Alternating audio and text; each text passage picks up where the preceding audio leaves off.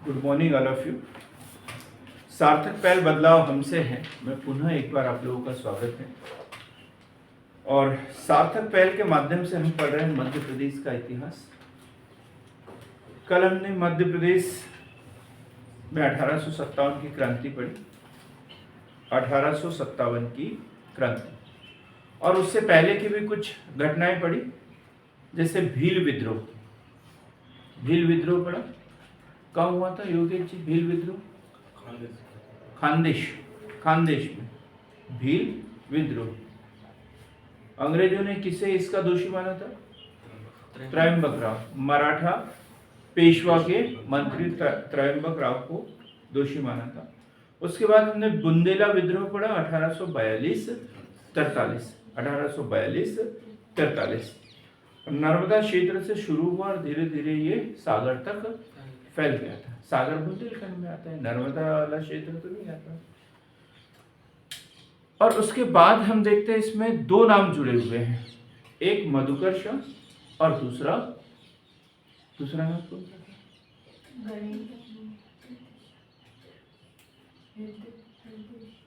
हाँ, मधुकर्ष और हृदय। दो नाम, मधुकर्ष और हृदय।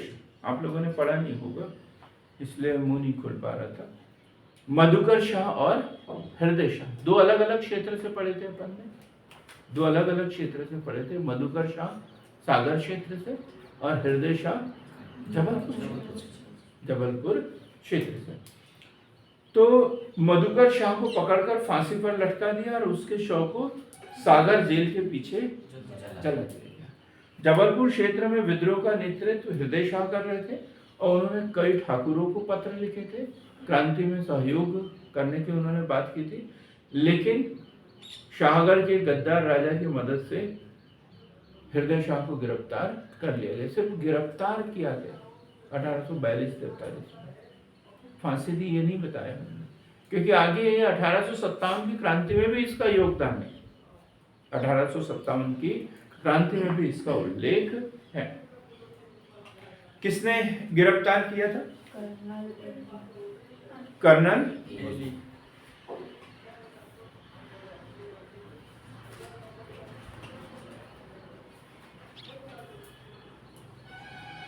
कर्नल शाह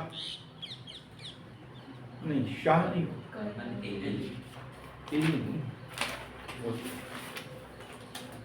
जी फिर से बोलिए।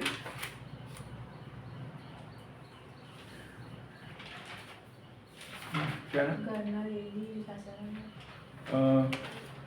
इसको शाहगढ़ के गद्दार राजा की मदद से हृदय शाह को गिरफ्तार किया। किसने किया था? Colonel Eli. ठीक। मध्य प्रदेश का प्रथम शहीद कौन था? मध्य प्रदेश का प्रथम शहीद जल्दी बताओ। कुंवर चैन सिंह। कौन था? कुंवर चैन सिंह। कब? 1824 में। कहाँ?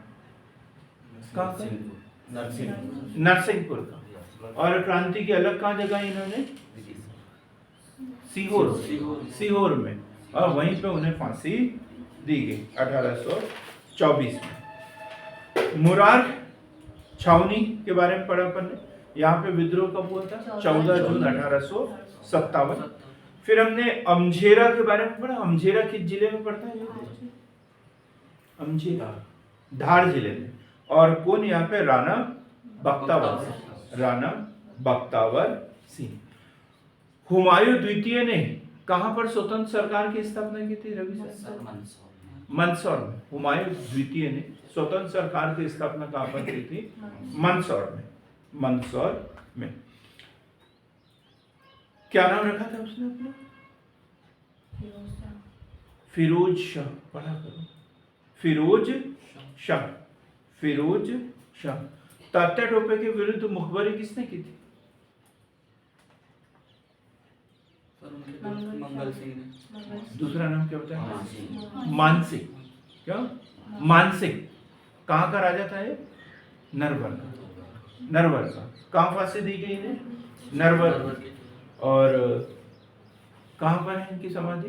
शिवपुरी में। कब दी गई फांसी? ठीक है, 18 अप्रैल 1859। 1859।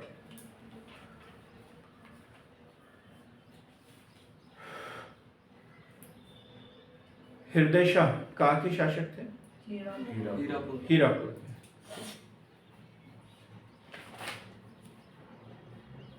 मनकारी के ठाकुर क्या नाम?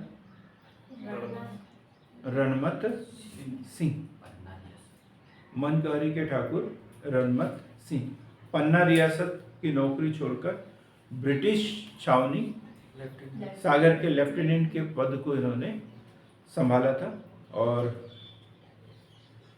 जब उन्हें अपने ही लोगों पर अत्याचार करने के लिए कहा तो उन्होंने इससे इनकार कर दिया था।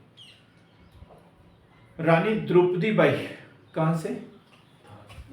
धार से। बहुत बढ़िया। बोधन दुआ किसका सेनापति था? ऑनलाइन वाले में से बताएंगे कोई भी, कोई बता दे। बोधन दुआ किसका सेनापति था?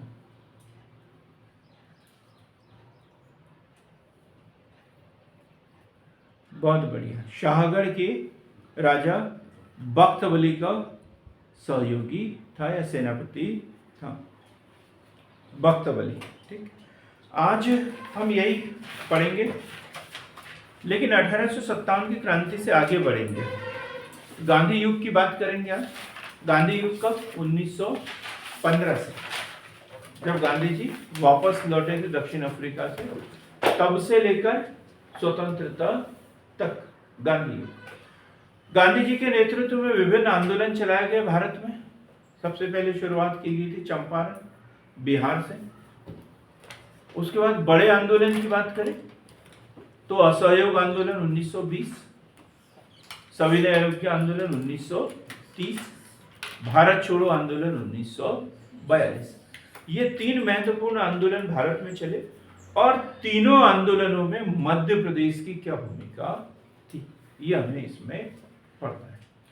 साथ ही हम पढ़ेंगे 1857 की क्रांति में महिलाओं का योगदान, बड़ा क्वेश्चन बन सकता है।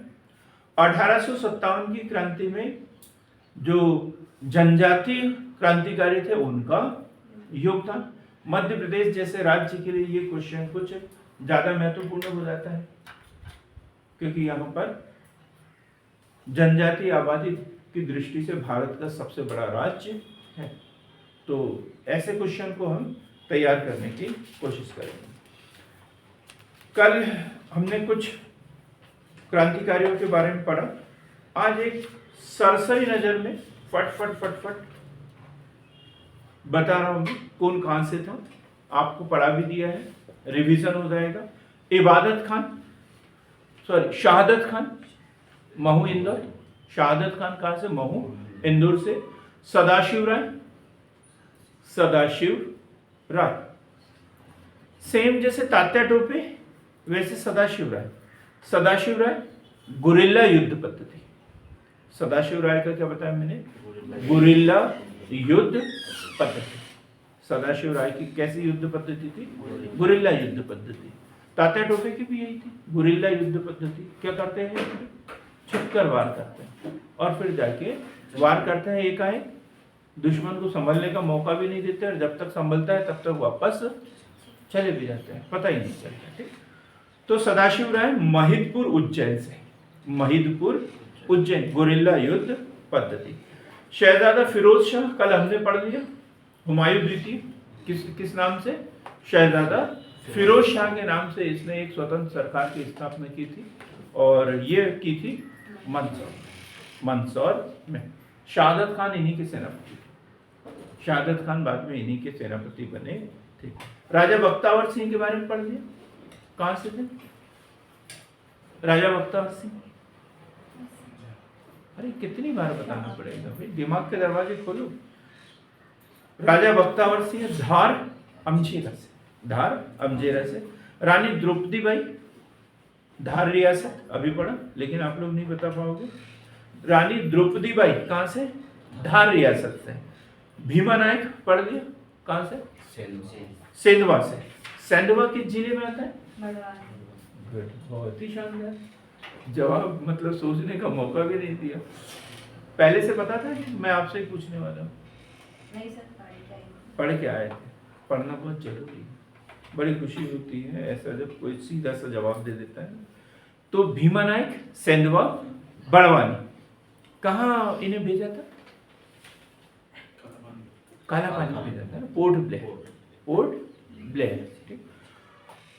खाजा नायक, खाजा नायक ये इन्हीं के साथ में थे, तो कहाँ के रहे होंगे? वहीं बड़वानी। खाजा नायक कहाँ? बड़वानी के। भीमा नायक के साथ मिलकर अंग्रेजों के साथ इन्होंने विद्रोह किया था। खाजा नायक कहाँ के? बड़वानी।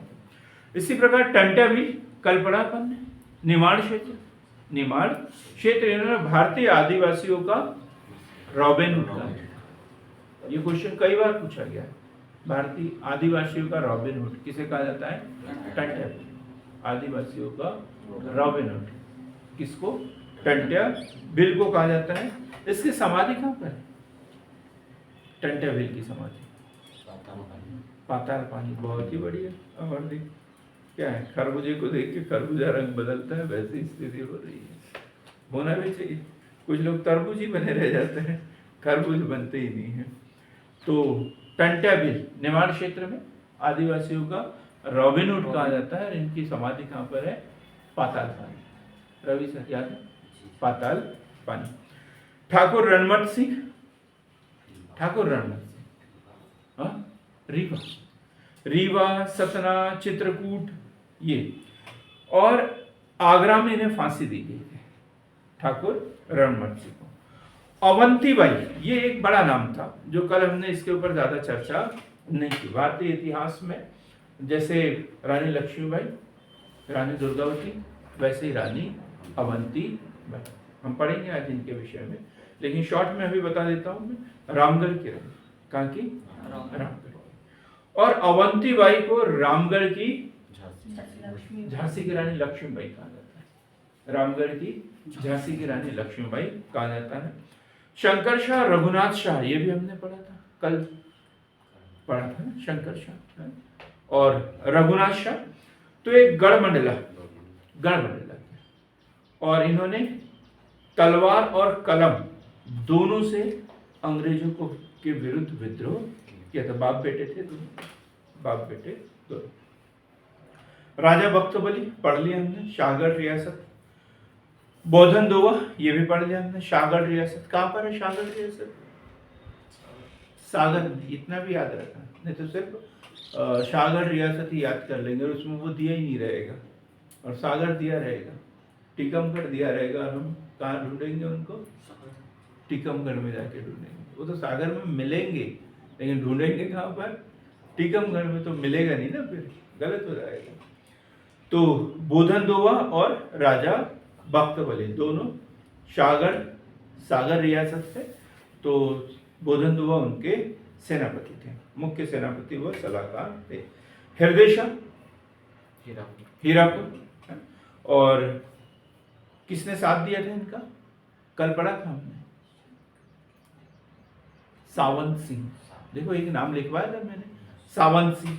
सावंत सिंह ये हृदय शाह के सलाहकार थे, हृदय शाह के सलाहकार थे। इन्होंने 1842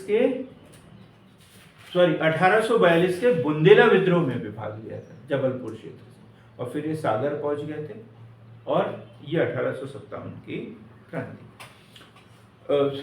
इसके बाद है मर्दन सिंह। मर्दन सिंह पढ़ा क्या आपने? मर्दन सिंह, मर्दन सिंह ये राजा बख्तबली से संबंधित है। मर्दन सिंह तो ये ललितपुर अशोकनगर से संबंधित है, अशोकनगर मध्य प्रदेश के अशोकनगर से।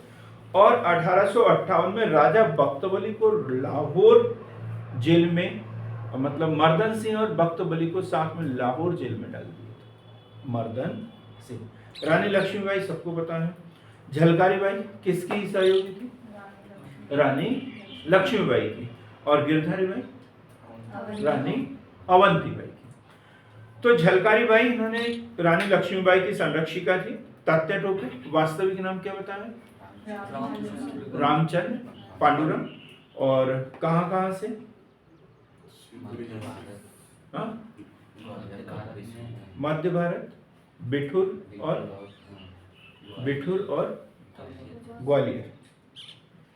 बिठूर मतलब पेशवा नाना साहब, पेशवा नाना साहब। और इनके बारे में कल पढ़ा अपन ने, बाजीराव द्वितीय के दत्तक पुत्र, और इनकी क्या हो गई थी, पेंशन बंद हो गई थी, तो इसके लिए वो बिठूर आंदोलन चला गया था।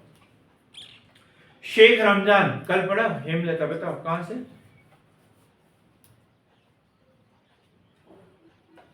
कहां से शेख रमजान? सागर से। 2 साल से क्वेश्चन बता रहा हूं, शेख रमजान कहां से? सागर से। शेख रमजान सागर से। और दौलत सिंह ने इनका साथ दिया था। गिरधारी भाई कहां से क्रांति का नेतृत्व किया इन्होंने? रामगढ़। किसके साथ में? रानी अवंतीबाई के साथ में। अब बड़ा सरल सा क्वेश्चन पूछ रहा हूं, ऑनलाइन वालों से पूछूंगा, और प्रिया को छोड़कर कोई भी जवाब दे सकता है। फाजिल मोहम्मद खान, आदिल मोहम्मद खान, ऑनलाइन वाले ही बोलेंगे। फाजिल मोहम्मद खान जी, फिर से बोलिए। अंबापानी, ठीक है, रायसेन रियासत के, हाँ सही है। रायसेन रियासत, भोपाल रियासत भी बोल सकते हैं, रायसेन एरिया बोल सकते हैं, और गढ़ अम्बा पानी। और क्या किया था? सिकंदर जहां बेगम ने अंग्रेजों का समर्थन किया और इन्हें किस किले के दरवाजे फांसी दे दी गई? राहतगढ़, है ना, राहतगढ़। भागीरथ सिलावट इंदौर, भागीरथ सिलावट इंदौर। कई विश्वविद्यालय भी है इनके नाम पे, विश्वविद्यालय तो नहीं, महाविद्यालय इनके नाम से। तो इंदौर जिले के देपालपुर में इनके नाम से महाविद्यालय खोला गया है। अभी जो सरकारों का ये चल रहा है कि जो क्रांतिकारी है, मध्य प्रदेश के जो क्रांतिकारी हैं, इनके नाम पर शैक्षणिक संस्थाओं के नाम बदले जाने की बात की जा रही है। जैसे हमारे कॉलेज का नाम भी जो है सरदार गंजन सिंह कुरकू करने के लिए हमारे पास आवेदन आया है, प्रोसेस चल रही है। क्लियर हो गए? 1857 की क्रांति से संबंधित कुछ घटनाएं जो हमने कल पढ़ी थी। आज हम एक नाम पढ़ते हैं, रानी अवंतीबाई। नाम तो सबने सुना होगा, रानी अवंतीबाई।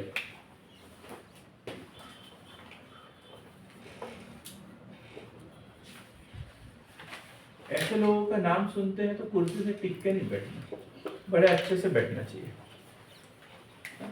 इन लोगों ने अपनी बहुत कम उम्र में, जब कोई विज्ञान उतना प्रगतिशील नहीं था, कुछ नहीं था, कोई साधन नहीं थे, उसके बावजूद उन्होंने ऐसा काम कर दिया है कि जब तक दुनिया रहेगी तब तक इन लोगों का नाम रहेगा। क्या बोलते हैं सर?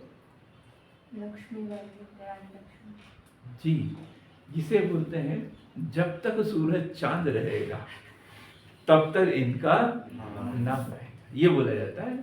जब तक सूरज चांद रहेगा तब तक इनका नाम रहेगा। इनका मतलब ढेर सारे क्रांतिकारी जिन्होंने देश की स्वतंत्रता के लिए अपना बलिदान दे दिया।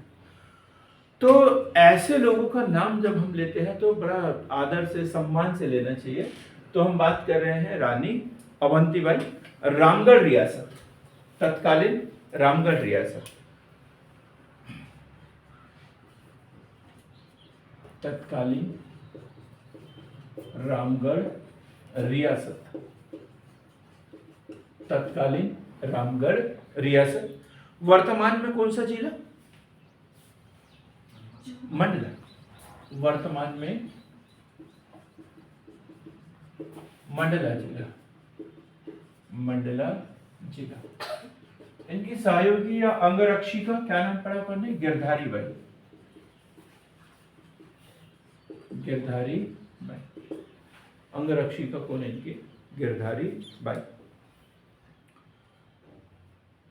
पुत्र का नाम, जैसे इनका जो विवाह हुआ था लक्ष्मण सिंह से हुआ था, गढ़मंडला के शासक लक्ष्मण सिंह से हुआ था, और उनकी मृत्यु के बाद विवाह किससे बताया मैंने?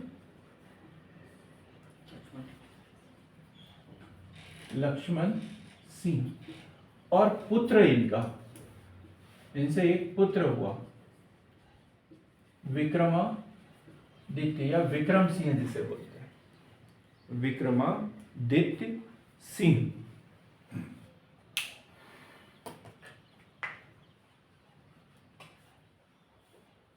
थोड़ा सा ठीक करेंगे इसे। किससे विवाह हुआ था, ऑनलाइन वाले बताएंगे जरा। रामगढ़ राज्य के, नहीं इसी को तो ठीक करना है, इसको ठीक करेंगे थोड़ा सा। रामगढ़ राज्य के शासक जो थे वो लक्ष्मण सिंह थे, और इनके पुत्र विक्रमादित्य, इनका पुत्र विक्रमादित्य, और इससे विवाह हुआ था अवंतीबाई का। ठीक,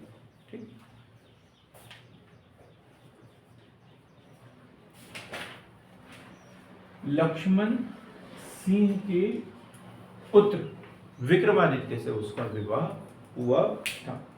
और वास्तव में थी कौन, अवंतीबाई।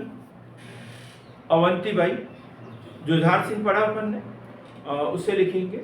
सिवनी जिले के मनकेड़ी, सिवनी जिले के मनकेड़ी के जागीरदार जुझार सिंह की, जुझार सिंह लोधी की पुत्री थी, जुझार सिंह लोधी की पुत्री। तो इसलिए कहीं कहीं पर नाम इनका अवंतीबाई लोधी लिखा हुआ आता है, और हम कंफ्यूज हो जाते हैं कि ये कैसा। अवंतीबाई लोधी के साथ हुआ था। दो पुत्र इनके, शेर सिंह और अमान सिंह, शेर सिंह और अमान सिंह, ये अवंतीबाई के दो पुत्र। घटना क्या घटती है, जैसे लक्ष्मीबाई के साथ घटी थी, और उन्होंने दत्तक पुत्र लिया था, है ना? और इनके दो पुत्र थे, लेकिन वो नाबालिग थे, और उसी समय जो महाराज विक्रमादित्य योग्य थे, लेकिन वो विक्षिप्त हो गए, मतलब विकलांग हो गए, मतलब लकवे जैसी कोई बीमारी उनको हो गए, और वो राज शासन संभालने में नाकाम हो गए। और पूरा का पूरा भार किसके ऊपर आ गया, अवंतीबाई के ऊपर, क्योंकि बच्चे कैसे थे, नाबालिग, बच्चे नाबालिग हैं। अंग्रेज सरकार ने राजा विक्रमादित्य को विक्षिप्त तथा अमानसीय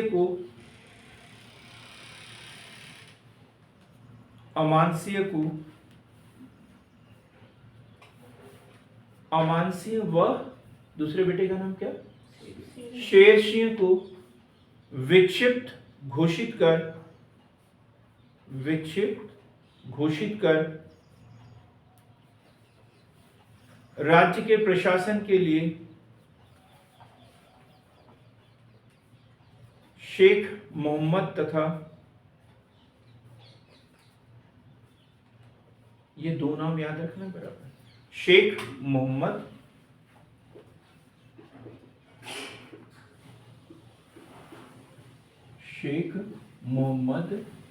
तथा अब्दुल्ला,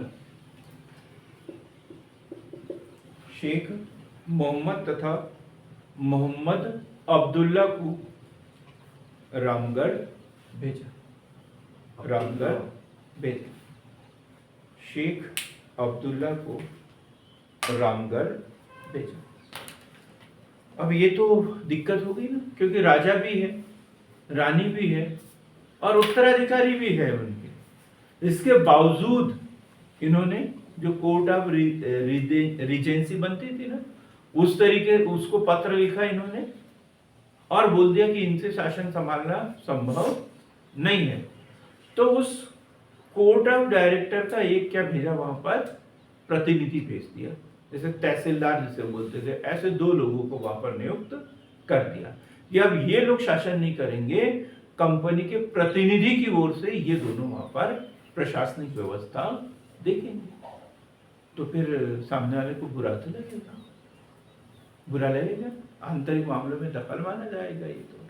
यदि राजा एक्सपायर हो जाते, उत्तराधिकारी नहीं होते तो कोई बात भी थी, लेकिन वहाँ राजा भी है, उनके उत्तराधिकारी भी है, फिर भी उसके बाद में ऐसा दखल देंगे। तो इसका उन्होंने विरोध किया, विरोध किया। रानी अवंतीबाई ने दोनों को रामगढ़ से बाहर निकाल दिया, बाहर निकाल दिया।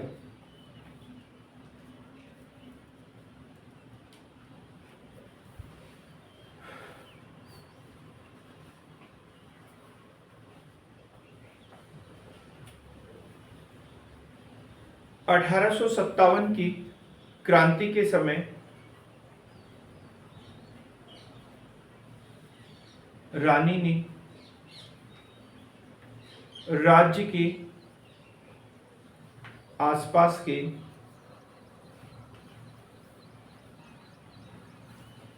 राजाओं, परगनादारों, जमींदारों और मालगुजारों का विशाल सम्मेलन रामगढ़ में आयोजित किया। ये क्वेश्चन भी बन जाता है, किसने आयोजित किया था, कहाँ किया था और इसकी अध्यक्षता किसने की थी। अध्यक्षता के बारे में तो सबको पता है, मुस्कान जी बताइए।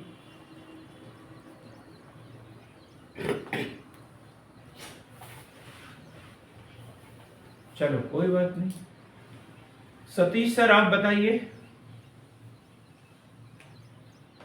किसने की होगी। अर्जुन आप बताओ अध्यक्षता। अवंतीबाई ने की होगी, है ना, लेकिन गलत है, अंदाजा नहीं चलता। अमरदीप,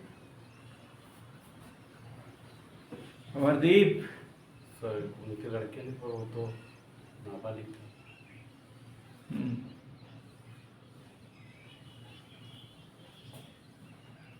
अध्यक्षता किसने की थी, जिसको पता है वो बता दे, जिसने कभी एक आध बार पढ़ा हो धोखे से।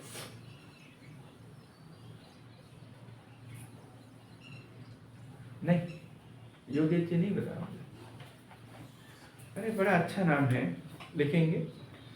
गढ़पुरवा के राजा शंकर शाह ने की थी।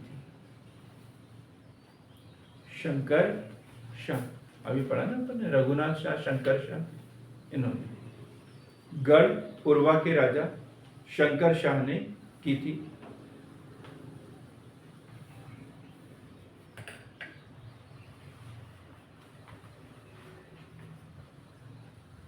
देश और समाज के लिए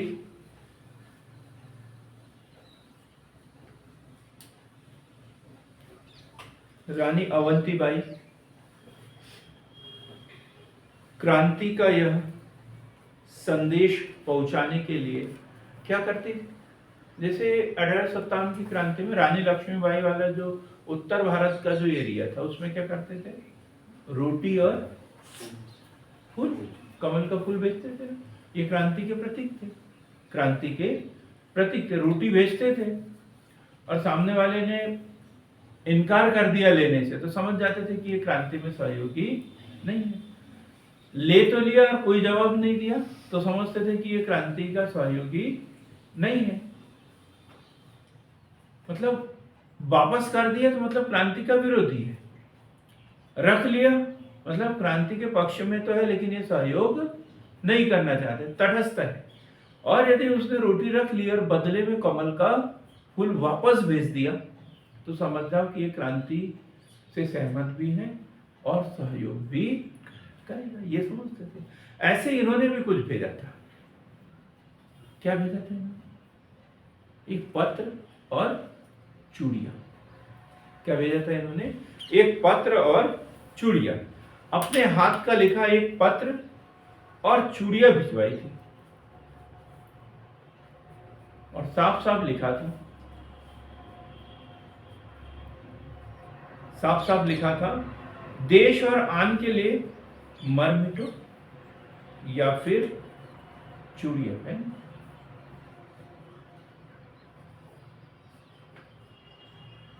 अब अमरदीप, आपके पास ऐसा कोई पत्र है तो आप क्या करोगे? हाँ? क्या करोगे आप? मुझे लगा आप बोलोगे कि देख लेंगे जिसके साइज की आएगी उसको दे देंगे, ढेर लड़कियां बैठी है अगल बगल में। मुझे लगा आप ऐसा कुछ बोलोगे। तो देश और आन के लिए मर मिटो या फिर चूड़ियां पहनो, तुम्हें धर्म ईमान की सौगंध है। तुम्हें धर्म ईमान की सौगंध है। हम देखते हैं तो यहाँ पे क्रांति का नेतृत्व तो रानी अवंतीबाई ने किया था, लेकिन डिप्टी कमिश्नर बॉलिंगटन, ये नाम भी याद रखना होता है, डिप्टी कमिश्नर बॉलिंगटन ने रानी के बढ़ते प्रभाव को देखकर उनसे लड़ने का ऐलान किया। खैरी ग्राम का युद्ध, यहाँ पे दोनों के बीच में खैरी ग्राम का युद्ध, खैरी ग्राम का युद्ध, और घटना है ये 15 जनवरी 1858। 15 जनवरी 1858।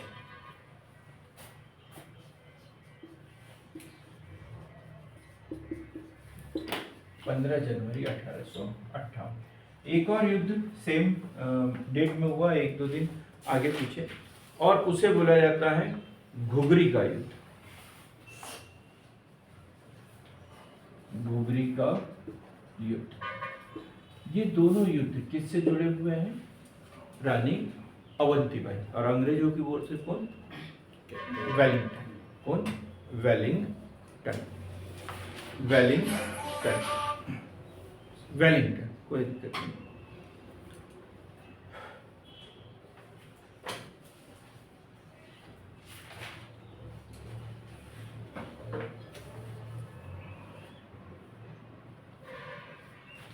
क्लियर हो गया यहाँ तक? खैरी ग्राम का युद्ध, घुघरी का युद्ध 15 जनवरी 1858, और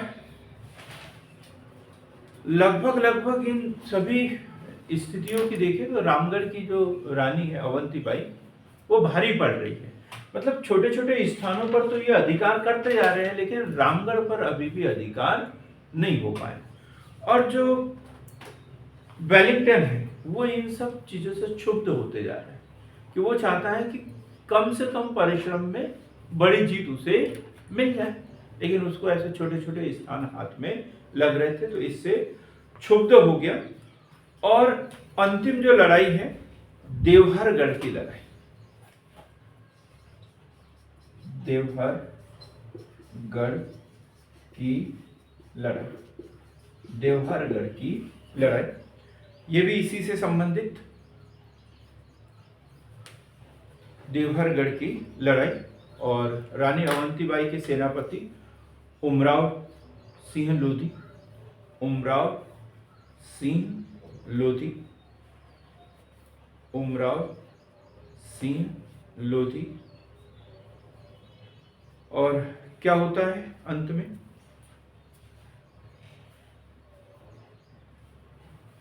गिरधारी बाई की कटार ली और अपने सीने में भोग दी और वीर गति को प्राप्त। उन्होंने शपथ ली थी कि लड़ते लड़ते मर जाएं, लेकिन जीते जी कभी भी अपना जो राज्य है वो इन फिरंगियों को नहीं देंगे। उन्होंने ये सोच लिया था, प्रण कर लिया था। और जब उन्हें ये संभावना लगी कि अब जीतना इनसे मुश्किल है। तो उनकी सहयोगी या अंगरक्षी का क्या नाम बताया अपन ने? गिरधारी बाई। गिरधारी बाई से कटार ली, तलवार ली और अपने सीने में फूंक कर उसने इस मतलब भारत माता के लिए बलिदान दे दिया। क्लियर एकदम? रानी अवंतीबाई पूरी हिस्ट्री पढ़ी हमने। 11 नंबर का क्वेश्चन भी बन सकता है। 1857 की क्रांति में या भारतीय स्वतंत्रता संग्राम में रानी अवंतीबाई का योगदान लिखिए। तो हमें इस तरीके से भूमिका बना के लिखना पड़ेगा। महिलाओं में एक हमने रानी लक्ष्मीबाई पढ़ लिया, झलकारी बाई पढ़ लिया, ठीक है। 4 लोगों को पढ़ लिया हमने। किस किस को पढ़ा? रवि? रानी लक्ष्मीबाई, उनकी अंगरक्षिका झलकारी बाई, हाँ, और रानी अवंतीबाई रामगढ़ की रानी, उनकी अंगरक्षिका गिरधारी। गिरधारी, ठीक है। अब हम पढ़ेंगे रानी फूल कुंवर। बस थोड़ा थोड़ा पढ़ेंगे इनके विषय में। रानी फूल कुंवर, रानी फूल कुंवर। किसी को पता है पूर्व जानकारी? रानी फूल कुंवर। हाँ? गतिया से संबंधित? नहीं। ये एक बात बताओ, ये जो अध्यक्षता किसने की थी? जो गढ़ मंडल रामगढ़ में जो एक सम्मेलन आयोजित किया था? शंकर शंकर और शंकर शाह, उसी की बात कर रहे हैं। गढ़ा राज्य के शंकर शाह का विवाह गुणवाना रियासत के एक जागीरदार लोटन सिंह की पुत्री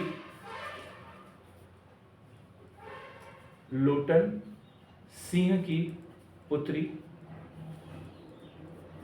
राजकुमारी फूल कुंवर के साथ हुआ। फूल कुंवर के साथ हुआ। इनका एक पुत्र का नाम बताया था, हेमलता। क्या नाम बताया? अभी थोड़ी देर पहले ही बताया, आधा तो मेरे मुंह में ही है। हाँ विजया जी, आप बताइए। अभी बताया था रघुनाथ शाह। मतलब ऐसा है कि वो इनके पास तो बुलेट ट्रेन से आवाज पहुंच जाती है और आपके पास वो पैसेंजर की तरह पहुंचती है, ऐसा तो नहीं है। तो अभी थोड़ी देर पहले ही बताया था ना मैंने। रघुनाथ शाह, इन शंकर शाह और रघुनाथ शाह पिता पुत्र थे करके बताया था मैंने। तो किसके साथ विवाह हुआ था इसका? शंकर शाह के साथ, और इनका पुत्र रघुनाथ शाह। राजा शंकर शाह और अपने पुत्र रघुनाथ शाह तोप के मुंह से बांध के उड़ा दिया था इन दोनों को, ये याद रखना, दोनों को। तो राजा शंकर शाह और अपने पुत्र रघुनाथ शाह के शहीद होने की घटना से क्षुब्ध होकर रानी फूल कुंवर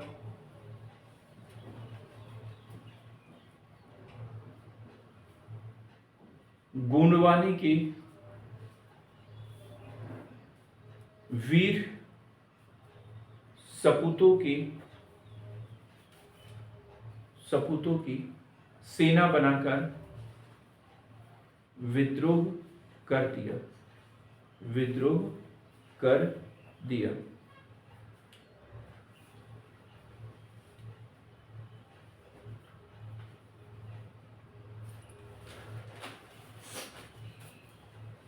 और इनका भी इनकी भी यही कहानी है जो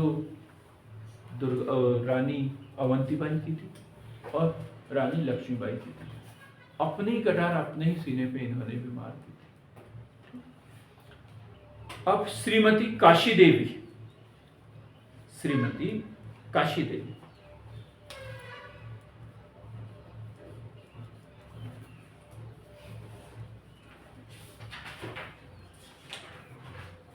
श्रीमती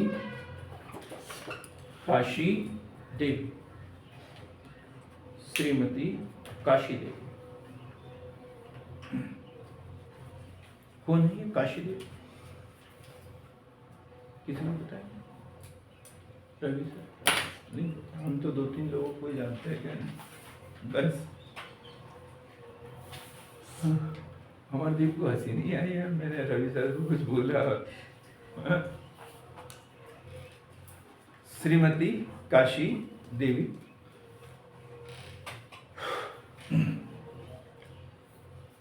लिखेंगे गोंडवाना क्षेत्र से। ये बात की घटना है, लेकिन 1921 में प्रिंस ऑफ वेल्स भारत आए थे। कब आए थे प्रिंस ऑफ वेल्स? 1921 में। 1921 में प्रिंस ऑफ वेल्स भारत आए थे।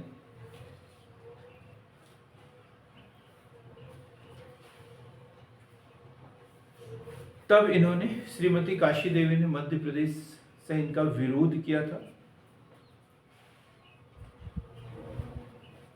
1948-49 तक विभिन्न आंदोलनों में ये सक्रिय रहे।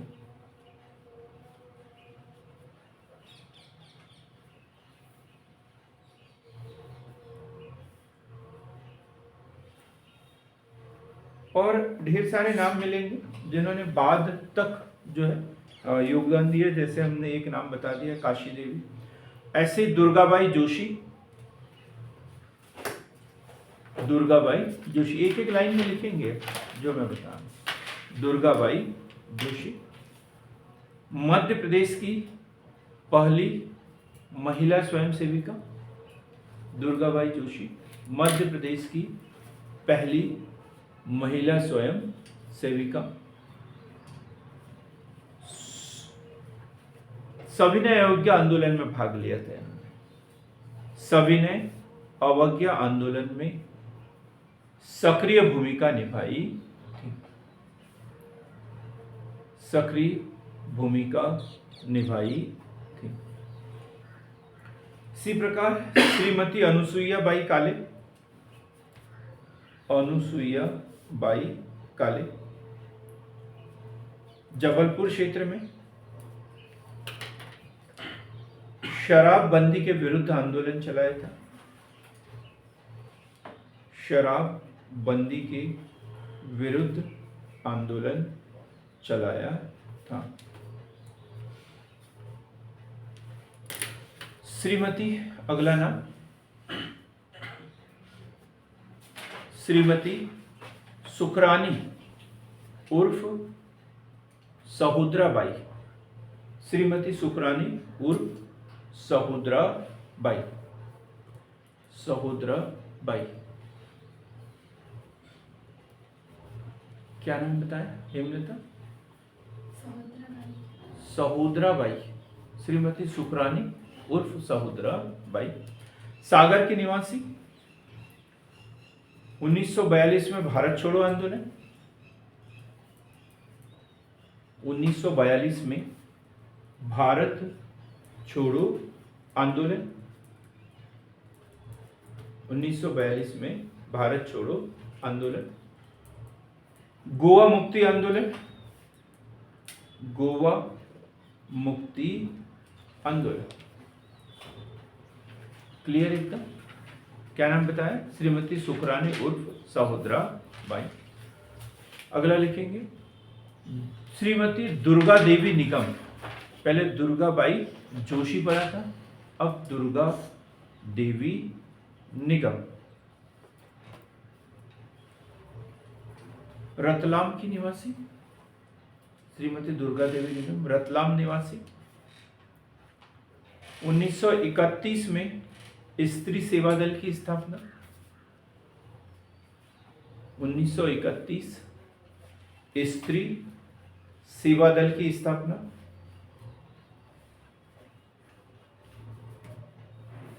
कौन सा आंदोलन चल रहा होगा उस समय? सविनय अवज्ञा आंदोलन। भारत छोड़ो आंदोलन बाद में 42 में। सविनय अवज्ञा आंदोलन, भारत छोड़ो आंदोलन में महत्वपूर्ण भूमिका।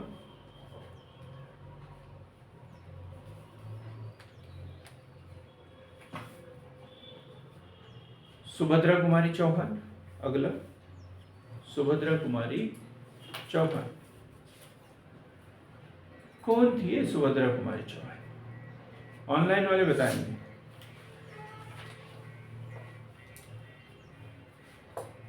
कौन थी? ऑनलाइन वाले बताएं फटाक से जी। कवि थी, कवित्री बोलेंगे, कवित्री थी, है ना? सही बोला आपने, कवित्री थी। फिर ऐसे तो देखो कवि के मन में विचार आते हैं और विचारों को लिखता है। जो प्रकृति प्रेमी होते हैं वो लिखते हैं पतझड़ सावन बसंत बहार, है ना? और जो श्रृंगार वाले होते हैं वो कुछ अलग लिखते हैं, अलग लिखते हैं, है ना? संयोग श्रृंगार लिखेंगे, वियोग श्रृंगार के बारे में लिखेंगे। लेकिन इन्होंने क्या लिखा है? सिंहासन हिल उठे राजवंशों ने, प्रकुटी त्यानी थी, खूब लड़ी मर्दानी हो तो झांसी वाली रानी थी। बूंदे लो हर बोलो के मुंह से, हमने सुनी कहानी। तो ये क्यों लिखा होगा इन्होंने? क्यों लिखा होगा? हाँ? ताकि मतलब देश के प्रति देश की स्वाधीनता के लिए उसके दिल में आग थी, है ना? तभी तो लिखा उसने। अब ये बात अलग है कि परिस्थितियां बदलती है। पहले 1857 की क्रांति के समय तलवार लेके घर से निकलना पड़ता था, अब गांधी युग है, अहिंसावादी युग है। तो इस समय सत्याग्रह, जुलूस, जलसे, ये सारी बात की जाती थी। तो ये सत्याग्रह थी, गांधी जी के हर आंदोलन में जुड़ी हुई थी। तो ये क्या बोलेंगे इसे? स्वतंत्रता संग्राम सेनानी थी, स्वतंत्रता संग्राम सेनानी थी। और हम सिर्फ किस रूप में याद करते हैं? कवि के रूप में याद करते हैं, नहीं। आप प्रसिद्ध कवित्री के साथ साथ आजादी की लड़ाई में वीरता दिखाने वाली वीरांगना थी। झंडा सत्याग्रह कहाँ हुआ था? जबलपुर में हुआ था। तो जबलपुर झंडा सत्याग्रह में महत्वपूर्ण भूमिका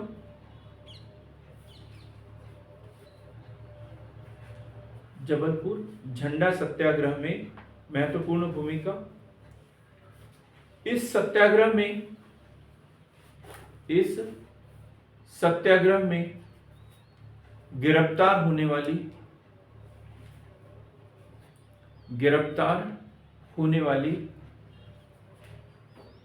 प्रथम महिला।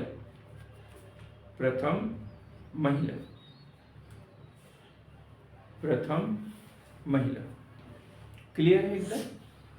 अब हम पढ़ेंगे श्रीमती इंदिरा तिवारी। श्रीमती इंदिरा तिवारी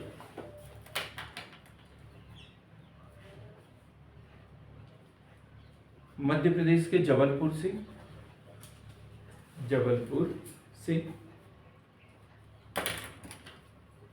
मध्य प्रदेश के जबलपुर से। इनका विवाह देवदत्त तिवारी से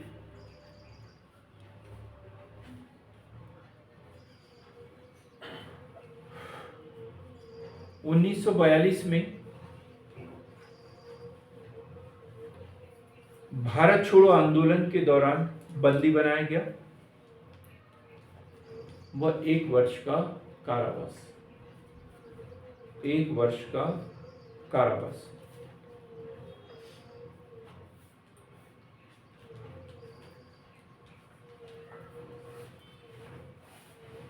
श्रीमती कस्तूरी बाई उपाध्याय, अगला नाम श्रीमती कस्तूरी बाई उपाध्याय।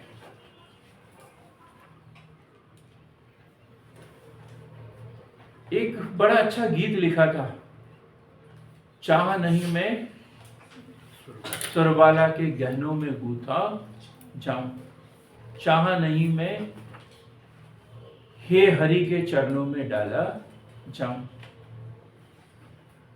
मुझे तोड़ लेना वनमाली उस पथ पर देना फेंक, मातृभूमि पर शीश चढ़ाने, जिस पथ जाए वीर अनेक। बड़ी मशहूर कविता है, किसने लिखी है ये?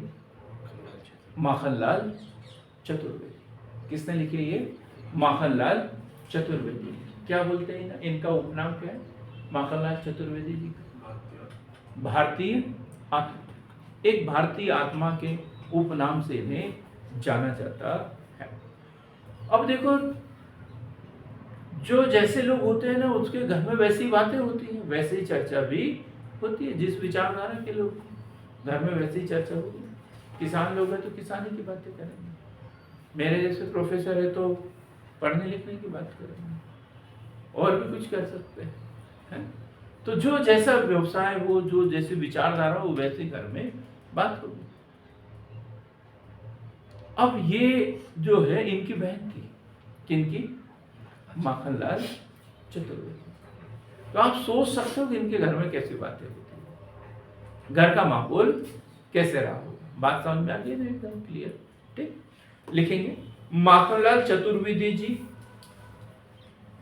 के साथ उनकी बहन, माखनलाल चतुर्वेदी जी के साथ उनकी बहन श्रीमती कस्तूरीबाई उपाध्याय से भी ने भी राष्ट्रीय आंदोलन में महत्वपूर्ण भूमिका निभाई। विवाह किशोरीबाई उपाध्याय से, विवाह किशोरी लाल उपाध्याय से, विवाह इनका किशोरी लाल उपाध्याय से। विवाह किससे? किशोरी लाल उपाध्याय से। 1932 में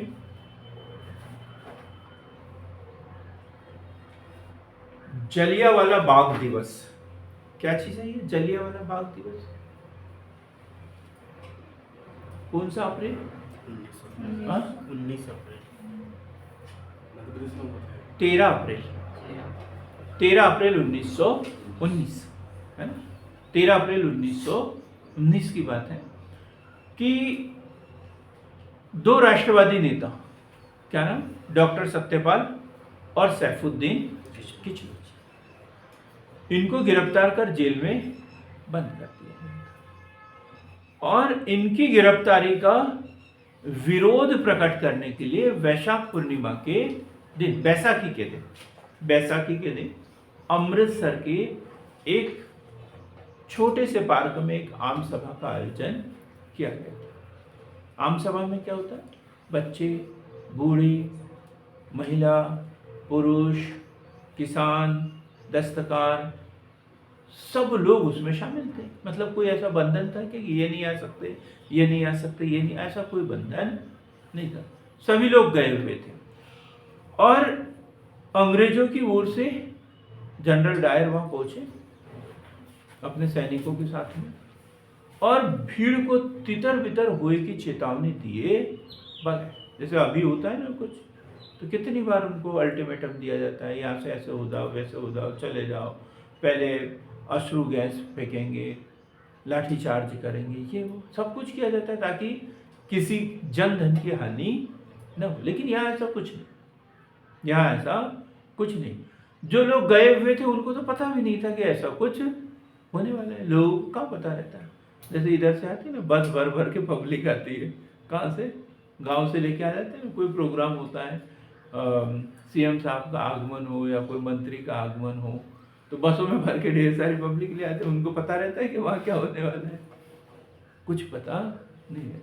ऐसे ही वहाँ पे भी एक आम सभा थी, चले गए, कुछ को लगा होगा नाश्ता पानी मिलेगा, कुछ होगा, ये हो। पार्क है, पार्क में आयोजन हुआ तो चलो इस बहाने अपन वहीं पे घूम के आ जाएंगे, ऐसे सोच के ढेर सारी पब्लिक वहाँ पर पहुंची। पार्क क्या था? आसपास मतलब खंडर टाइप था, बीचों बीच में था, आसपास कच्ची बस्ती थी और बीच में पार्क। लोगों ने सब अतिक्रमण कर लिया था। यही होता है ना, अतिक्रमण भी हो जाता है। तो उस पार्क में अंदर जाने के लिए और बाहर आने के लिए एक ही रास्ता है, पार्क में पानी भी चाहिए, अभी तो नल जल व्यवस्था होती है, उस समय तो नहीं थी, तो वहाँ क्या था, एक कुआं। और दीवारें बड़ी ऊंची ऊंची थी उस समय। और ये गए मेन गेट पे खड़े हो गए और अपने सैनिकों को गोलियां चलाने का आदेश दे दिया। और सैनिक कमांडो वो लोग तो जानते ही नहीं है, वो सिर्फ आदेश मानते हैं, उनको नहीं पता कि किसी की जान जाने की क्या है। और उन्होंने 10 राउंड धड़ाधड़, कितने राउंड, 10 राउंड लगभग गोलियां चली। बहुत से लोग इसमें मारे गए, कई लोग तो दफन हो गए, कुछ लोग इतनी भीड़ और वो भगदड़ मच गई तो दबने से इसमें मर गए, कुछ लोग कुएं में गिर के मर गए। और वैसे घायलों को उसी हालत में छोड़कर वो लोग वहां से चले भी गए। तो सारी जगह इसका विरोध हुआ, अलग अलग समितियां बनी और प्रतिवर्ष इसे जलियांवाला बाग दिवस मनाने का निर्णय लिया गया। और यही क्या, कस्तूरीबाई उपाध्याय की बात कर रहे हैं कि 1932 में भी ये जलियांवाला बाग दिवस मनाया गया। जलियांवाला बाग दिवस मनाया गया। उस कार्यक्रम में भाग लेने पर इन्हें गिरफ्तार कर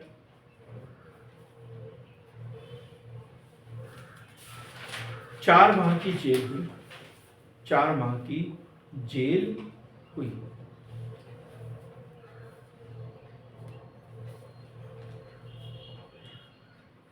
श्रीमती फातिमा बेग 1942 का भारत छोड़ो आंदोलन, श्रीमती फातिमा बेग 1942 का भारत छोड़ो आंदोलन, और इसमें इन्हें जेल हुई थी। श्रीमती गंगाबाई चौबे, अगला नाम, श्रीमती गंगाबाई चौबे बालाघाट से, जंगल सत्याग्रह में इन्होंने भाग लिया, जंगल सत्याग्रह में इन्होंने भाग लिया था।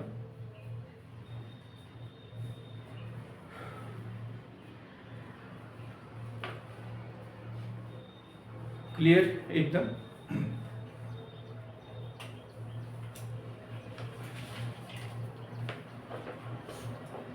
मध्य प्रदेश और गांधी युग, मध्य प्रदेश और गांधी युग।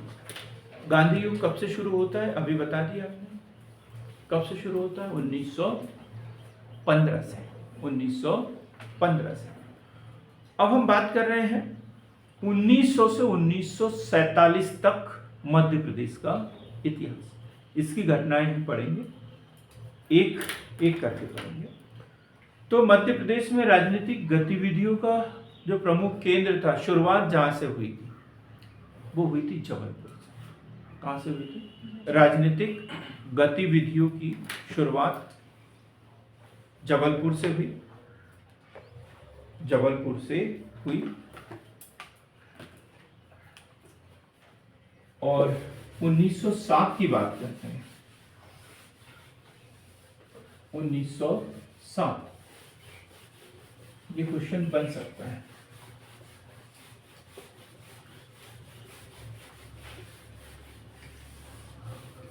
इससे अभी हमने कुछ स्वतंत्रता संग्राम सेनानियों के नाम गिनाए थे और रिवीजन नहीं कराया मैंने।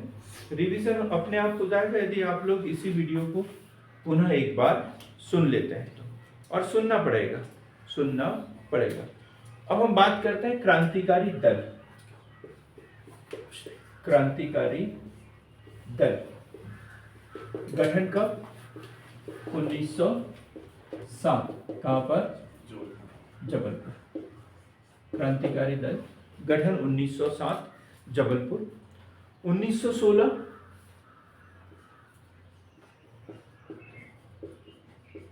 होम रूल लीग की स्थापना, ये भी जबलपुर में हुई थी। 1916 में होम रूल लीग की स्थापना। होम रूल लीग, दो नाम जुड़े हुए हैं इससे, श्रीमती एनी बेसेंट और बाल गंगाधर तिलक। तो इन्हीं से प्रेरित होकर जो है वो 1916 में जबलपुर में भी होम रूल लीग की स्थापना की गई।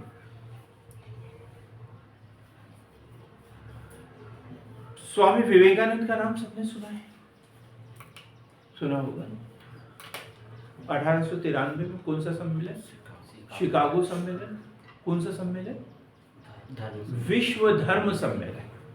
विश्व धर्म सम्मेलन। ऐसा कोई सम्मेलन अभी आमला में भी है क्या? पेपर में पढ़ रहे हैं विश्व धर्म सम्मेलन, ऐसा ही कोई सम्मेलन होने वाला है। हाँ, बौद्ध वाला है। अच्छा, बौद्ध से संबंधित है, लेकिन विश्व क्या आ रहे हैं उसमें बौद्ध धर्म ही आ रहे हैं। ठीक है। तो 1893 में जो शिकागो विश्व धर्म सम्मेलन हुआ था, तो उस समय मध्य प्रदेश के खंडवा शहर की यात्रा की थी। किसने? स्वामी विवेकानंद ने। ये क्वेश्चन बन सकता है कि स्वामी विवेकानंद ने मध्य प्रदेश के किस शहर की यात्रा की थी 1893 में? तो किस शहर की यात्रा की थी? खंडवा शहर की यात्रा की थी। किसके यहाँ रुकी थी? नगर पालिका के तत्कालीन प्रेसिडेंट बाबू, नगर पालिका के तत्कालीन प्रेसिडेंट बाबू हरिदास चटर्जी की यहाँ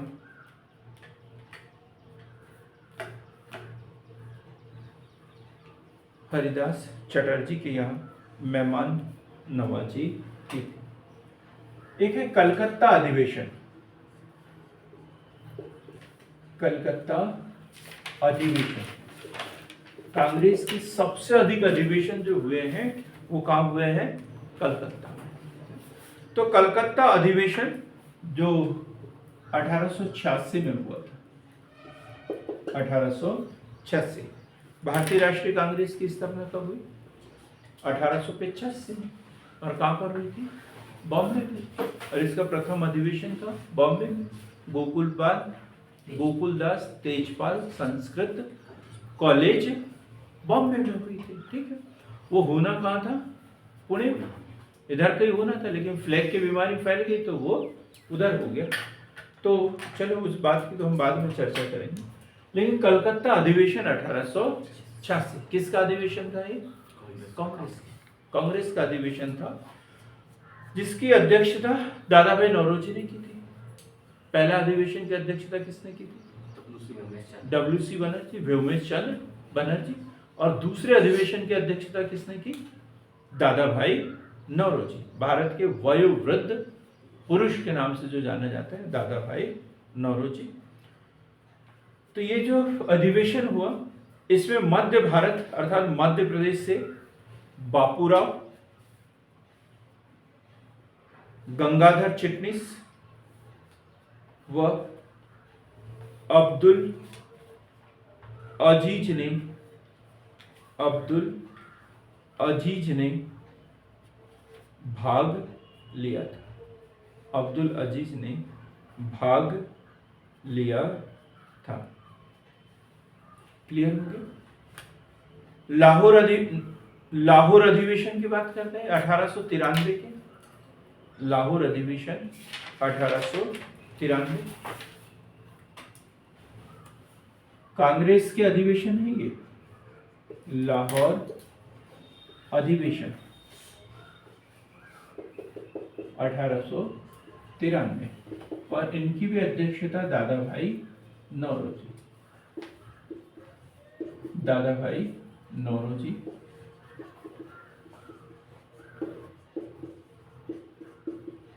और इसमें किसने भाग लिया था, ये क्वेश्चन है। तो इसमें भाग लिया था हरि सिंह गौर। कहाँ के रहने वाले? सागर के। आज इनके नाम से देश का बहुत बड़ा विश्वविद्यालय डॉक्टर हरि सिंह गौर विश्वविद्यालय सागर है। और वर्तमान में ये मध्य प्रदेश का पहला विश्वविद्यालय जिसे केंद्रीय विश्वविद्यालय का दर्जा मिला है। तो हरि सिंह गौर विश्वविद्यालय सागर है? तो किसने भाग लिया था? हरि सिंह गौर। फिर है त्रिपुरी अधिवेशन, कांग्रेस का वार्षिक अधिवेशन, त्रिपुरी अधिवेशन, ये तो सबको पता होगा, सबको पता होगा। कब? 1839, त्रिपुरी संकट जिसे कहते हैं। हाँ 1939, सॉरी 1839 ने 1939 त्रिपुरी अधिवेशन 1939। 1938 में भी ये वार्षिक अधिवेशन होता था, तो इसमें अध्यक्ष का चुनाव होता था, और जो अध्यक्ष होता था फिर साल भर अध्यक्षता करते रहते थे। तो 1938 में हरिपुरा अधिवेशन गुजरात में हुआ था, हरिपुरा अधिवेशन, और उसमें चुनाव कौन जीते? सुभाष चंद्र बोस, सर्वसम्मति से, सब कुछ व्यवस्थित। लेकिन विचारधारा में अंतर था गांधी जी के और सुभाष चंद्र बोस। गांधी जी जहां अहिंसावादी थे, सुभाष चंद्र बोस जो थे वो युवा पीढ़ी का प्रतिनिधित्व करते थे और क्रांतिकारी विचारधारा के थे। वो बोलते थे कि हर तरीके का को अपना लेना चाहिए। जैसे गांधी जी की विचारधारा थी कि प्रथम विश्व युद्ध चल रहा है, द्वितीय विश्व युद्ध चल रहा है, तो वे ऐसे में अंग्रेजों के खिलाफ जो है कोई कार्रवाई हमें नहीं करना चाहिए। जब दुश्मन कमजोर हो तब हमें उससे बदला नहीं लेना चाहिए, ये गांधी जी की विचारधारा थी। लेकिन बाबू सुभाष चंद्र बोस क्या बोलते थे? नहीं, ये बहुत अच्छा मौका है, बहुत अच्छा मौका है। 1939 द्वितीय विश्व युद्ध प्रारंभ हो गया, तो ये बोलते थे कि नहीं, हमें ऐसे समय में जो है अंग्रेजों के विरुद्ध आंदोलन करना चाहिए, कुछ बातें रखना चाहिए ताकि हमें अंतर्राष्ट्रीय सहयोग मिल सके, और अंग्रेज ऐसे में क्या होगा, हमारी हर शर्त मानने के लिए तैयार हो जाएंगे, क्योंकि उनको युद्ध के लिए ढेर सारे सैनिक चाहिए, भारत का समर्थन चाहिए। तो जब 1938 में हरिपुरा अधिवेशन और सुभाष चंद्र बोस ने जो अपनी नीतियां लागू करने का सोचा, तो गांधी जी से उनका मतभेद हो गया। मनभेद नहीं था, मतभेद था। वही शांति प्रिय अहिंसा की नीति या क्रांतिकारी नीति, इस मुद्दे को लेकर मतभेद था। अब 1939 में जब कांग्रेस का वार्षिक अधिवेशन त्रिपुरी में हुआ, तो गांधी जी ने सीधा सा मना कर दिया कि देखो सुभाष, तुम इस बार अध्यक्ष पद का फॉर्म मत भर। सीधा सा, मतलब संबंध बड़े अच्छे थे, तभी तो इतना हक से बोला होगा उन्होंने, और बोल दिया कि क्या है कि विचारधारा मैच नहीं हो रही है। कांग्रेस की और बाबू सुभाष चंद्र बोस की विचारधारा एक जैसी नहीं है, तो इसलिए बोले कि आप अध्यक्ष का फॉर्म मत भरना। लेकिन इन्होंने फिर भी जो है वो अध्यक्ष पद का फॉर्म भरा 1939 में, और गांधी जी ने अपने प्रतिनिधि, क्या नाम, पट्टाभी सितार मैया, जो बाद में मध्य प्रदेश के प्रथम राज्यपाल बनेंगे, उनको उन्होंने बोला, उनको कांग्रेस का गांधी जी का प्रतिनिधि नियुक्त किया, और सुभाष चंद्र बोस को मना करने के बावजूद इन्होंने फॉर्म भरा। गांधी जी ने सबको बोला था कि मतलब ये चुनाव जो है पट्टाभी सितारा मैया जी नहीं लड़ रहे, मैं खुद लड़ रहा हूँ, तो आपको मुझे देख के वोट करना है, मतलब इनको जिताना है। लेकिन नहीं हुआ ऐसा, और जीते कौन? सुभाष चंद्र बोस, सुभाष चंद्र बोस। और जो गांधी समर्थक थे उन्होंने क्या किया, सबने इस्तीफा दे दिया, सबने इस्तीफा दे दिया फिर, क्योंकि सदस्य के रूप में तो वही जीते, गांधी जी की विचारधारा वाले लोग जीते, लेकिन अध्यक्ष कौन जीत गया? सुभाष चंद्र बोस। तो उन्होंने बोला कि हम ऐसे अध्यक्ष के हाथ के नीचे तो काम नहीं कर सकते जिससे हमारी विचारधारा मेल नहीं खाते, और सभी सदस्यों ने क्या किया, त्यागपत्र दे दिया। तो अब इनके पास 2 सदस्य बचे। अब आपको पता है कि कोई भी समिति में यदि कोई प्रस्ताव पास करना हो तो बहुमत तो चाहिए। अब ऐसे में कोई प्रस्ताव ये वो पास होता है क्या? नहीं। तो इन्होंने बोला कि जहाँ सदस्य ही नहीं हो, जहाँ मेरा बहुमत ना हो, तो ऐसे इसका नेता बन के भी मैं क्या करूँ? तो इन्होंने अध्यक्ष पद से त्यागपत्र दे दिया। अब त्यागपत्र दे दिया, देखो चुनाव हार गए हैं दूसरे वाले, जो जीता था उन्होंने त्यागपत्र दे दिया, तो अब क्या करें, अब क्या करें? तो वहां अध्यक्ष की कमी पड़ गई ना, तो इसलिए इसे किस नाम से जाना जाता है? त्रिपुरी संकट के नाम से जाना जाता है। त्रिपुरी संकट के नाम से भी इसे जाना जाता है। और ये त्रिपुरी कहाँ पर है? जबलपुर में। त्रिपुरी कहाँ है? जबलपुर। तो सोच सकते हैं, तो ये राष्ट्रीय आंदोलन के समय की महत्वपूर्ण घटना घटी मध्य प्रदेश में। तो लिखेंगे त्रिपुरी अधिवेशन 1939, सुभाष चंद्र बोस। सुभाष चंद्र बोस ने अध्यक्ष पद से इस्तीफा दे दिया और उसके बाद किसे अध्यक्ष बनाया गया था? ये क्वेश्चन पिछले साल बड़ा चर्चा का विषय था। डॉक्टर राजेंद्र प्रसाद। किसने अध्यक्षता की फिर इसकी? डॉक्टर राजेंद्र प्रसाद। डॉक्टर राजेंद्र प्रसाद। खिलाफत आंदोलन की बात कर लेते हैं। खिलाफत आंदोलन, खिलाफत आंदोलन क्या चीज है रवि सर? खिलाफत शब्द कहां से आया? विदेशी वस्तुओं का बहिष्कार, अंग्रेजी। खिलाफत शब्द आया कहां से? मध्य एशिया। खलीफा, खलीफा अपन ने पढ़ा, दिल्ली सल्तनत पढ़ा, तब बताया था मैंने खलीफा, है ना? खलीफा के बारे में पता है कि दुनिया के जितने भी मुसलमान हैं वो खलीफा को बड़ा सम्मान देते हैं। और भारत में कोई दिल्ली सल्तनत में कोई सुल्तान भी बनता था तो उसको प्रमाण पत्र कहाँ से लेना पड़ता था? खलीफा से लेना पड़ता था। खलीफा की इजाजत होती थी तो ही कोई सुल्तान बन सकता था। तो जैसे दुनिया के मुसलमान खलीफा को बड़ा सम्मान देते थे, वैसे भारतीय मुसलमान भी खलीफा को बड़ा सम्मान देते थे। प्रथम विश्व युद्ध 1914 से 1914 से 1919। 18 में युद्ध समाप्त हो गया, लेकिन संधियां वगैरह कब हुई? 1919 में। और जब तक संधि नहीं हुई युद्ध को हम समाप्त नहीं मान सकते। जैसे वर्साय की संधि 1919। तो ये जो संधियां हुई, अब उससे पहले प्रथम विश्व युद्ध में दो पार्टियां, एक धुरी राष्ट्र और दूसरे मित्र राष्ट्र। मित्र राष्ट्र में कौन? ब्रिटेन, रूस, अमेरिका। ब्रिटेन वगैरह, अमेरिका वगैरह। और इधर कौन? नहीं, ऑस्ट्रिया हंगरी। सबसे महत्वपूर्ण कौन था? सर्बिया, ऑस्ट्रिया हंगरी, ये राज्य थे। और ऑस्ट्रिया का जो सुल्तान होता था वो क्या कहलाता था? खलीफा। वो क्या कहलाता था? खलीफा। तो भारतीय मुसलमानों ने इस आधार पर अंग्रेजों का सहयोग किया कि यदि युद्ध में ऑस्ट्रिया की पराजय हो जाती है तो खलीफा के साथ में कोई अपमानजनक संधि न की जाए, उसका अपमान न किया जाए। इस आधार पर इन्होंने उनका सहयोग किया था। और 1818 में युद्ध समाप्त हो गया और खलीफा के साथ में सेब्रे की संधि, जिसे बोलते हैं सेब्रे की संधि, ऑस्ट्रिया हंगरी के साथ में जो हुई थी सेब्रे की संधि, बड़ी अपमानजनक संधि। ऑस्ट्रिया को दो भागों में तोड़ना, ये करना, वो करना, बड़ी खतरनाक तरीके से उनके ऊपर शर्त थोपी गई।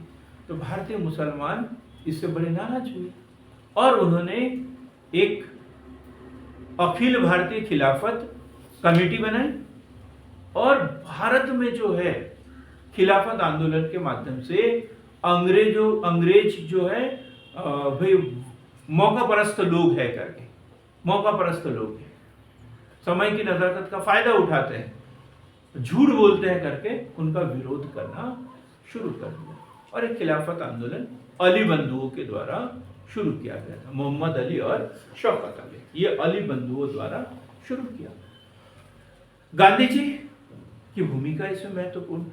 गांधी जी चाहते थे कि ये कुदरत का दिया हुआ एक अच्छा अवसर है। अंग्रेजों ने तो फूट डाल और शासन करो की नीति अपनाई है। हिंदू और मुसलमानों को क्या कर दिया? एकदम अलग अलग कर दिया। ये एक ऐसा मौका है कि जहां हिंदू और मुसलमान आपस में एक हो सकते हैं, एक पूछ सकते हैं। तो अखिल भारतीय कमेटी, खिलाफत कमेटी जो बनी थी, इसकी अध्यक्षता किसने की? महात्मा गांधी ने की। महात्मा गांधी ने की थी। क्यों की थी? क्योंकि वो खिलाफत आंदोलन में मुस्लिम समुदाय की मदद करके राष्ट्रीय आंदोलन में मुस्लिमों का सहयोग लेना चाहते थे। हिंदू मुस्लिम एकता को वो बनाना चाहते थे, इसलिए उन्होंने खिलाफत आंदोलन में सहयोग किया। जब मैं कहानी बता रहा हूँ ना, इसमें क्वेश्चन बनते हैं, नहीं तो आप सोचोगे कि कहानी बता रहे हैं। क्वेश्चन बनता है, बड़ा क्वेश्चन, कि गांधी जी द्वारा खिलाफत आंदोलन में सहयोग क्यों किया, ऐसा क्वेश्चन बनता है, तो उसका उत्तर बता दिया मैंने। हिंदू मुस्लिम एकता के प्रतीक के रूप में उसे देखते थे, एक अवसर देखते थे वो, ठीक। और 1924 में क्या हुआ? ये असहयोग आंदोलन तो चल रहा था, लेकिन खलीफा जो थे कौन? कमाल पाशा, मुस्तफा कमाल पाशा। उन्होंने खलीफा पद से इस्तीफा दे दिया और साथ में बोला कि ये काल्पनिक पद है, इसकी कोई आवश्यकता नहीं है। उन्होंने उस पद को ही समाप्त कर दिया। तो खिलाफत आंदोलन अपने आप ही समाप्त हो गया। जब विश्व स्तर पे समाप्त हो गया, तो भारत में चल के क्या करता? भारत में भी ये अपने आप ही समाप्त हो गया। तो मध्य प्रदेश में क्या भूमिका है इसकी खिलाफत आंदोलन में, वो लिखेंगे अपन। तो खिलाफत आंदोलन 1919-20, तो तुर्की के खलीफा पद को बचाने के लिए, तुर्की के खलीफा पद को बचाने के लिए भारत में अली बंधु व मध्य प्रदेश में अब्दुल जब्बार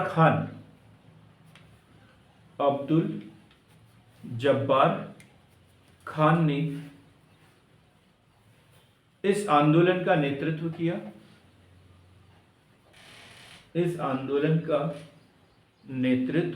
किया। इस दौरान हकीम अजमल खान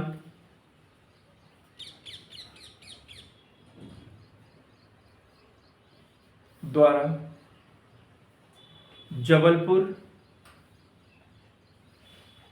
नगरपालिका भवन